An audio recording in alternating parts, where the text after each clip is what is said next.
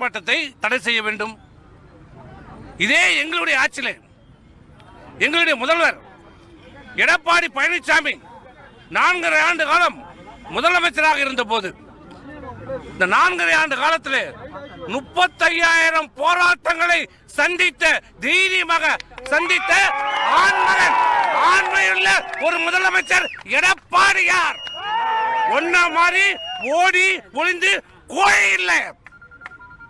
உனக்கு தைரியம் இருந்தால், இந்த ஆட்சிக்கு உங்கள் மீது தவறில்லை என்றால், குற்றமில்லை என்றால், நாங்கள் யாரையும் காப்பாற்றவில்லை என்று சொன்னால் எங்களை போராட்டத்தை சந்தி, எங்களுடைய ஆர்ப்பாட்டத்தை சந்தி, நாங்கள் கேட்கிற கேள்விக்கு பதில் சொல்.